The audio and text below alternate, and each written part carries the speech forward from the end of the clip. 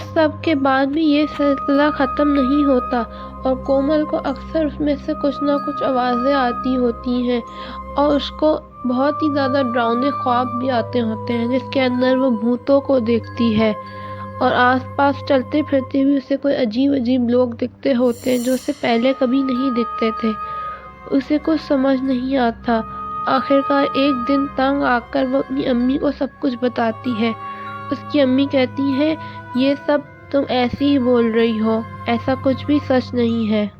लेकिन जब कोमल की अम्मी उसकी शक्ल देखती है तो उन्हें यकीन आ जाता है कि कोमल सच बोल रही है।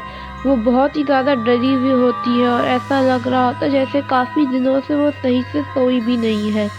उसकी अम्मी ये देखकर बहुत परेशान हो जाती हैं और वो उसे डांटने लग जाती हैं।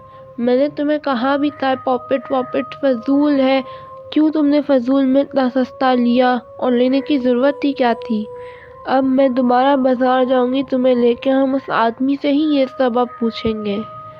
कोमल डांटने पर थोड़ा सा परेशान तो होती पर वो खुश होती है कि आखिरकार उसकी जान इस पॉपेट से छूट जाएगी।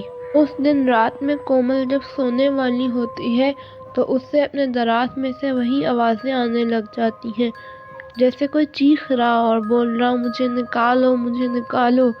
कोमल बहुत डर जाती है और अपनी अम्मी के पास जाती है पर वो सो रही होती हैं और उसके अब्बू भी सो रहे होते हैं। वो अपने कमरे में चुपचाप वापस चली जाती है लेकिन फिर उससे अजीब अजीब आवाज़ें आने लग जाती हैं, किसी के हंसने की, किसी के रोने की। कभी वो पूरी रात सो नहीं पाती। अगले दिन जब उसकी अम्मी उसे उठाने के लिए जाती है तो वो सो रही होती है। उसकी अम्मी उसे हिलाती हैं तो कोमल एक चीख मारकर उठती है और अजीब अजीब बातें कर रही होती है, वो भी अजीब सी आवाज़ में। उसकी अम्मी को ये देख के बहुत डर लगता है और वो उसके ऊपर एक पानी का गिलास डाल देती हैं। उससे कोमल ठीक हो जाती है और वो कहती है, प्लीज़ अम्मी से जल्दी से ले जाए। उसकी अम्मी कहती है, हाँ मैंने तुम्हें इसलिए ही उठाया है।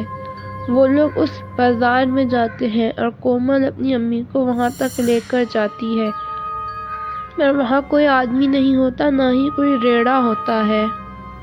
वो आदमी तो जैसे कि गायब ही हो चुका होता है। कोमल डर जाती है और वो अपनी अम्मी से कहती है, हम क्या करें अब। उसकी अम्मी कहती है, जहाँ उसका रेड़ा था बस वहीं उस पॉपेट को फेंक दो। वो ऐसा ही करती है और पॉपेट को फेंक देती है। उसके बाद वो लोग वहाँ से वापस घर चले जाते हैं। घर जाके जब कोमल अपना दराज खोलती है तो उसके अंदर वही पॉपेट पड़ा होता है और वो उस पर हंस रहा होता है।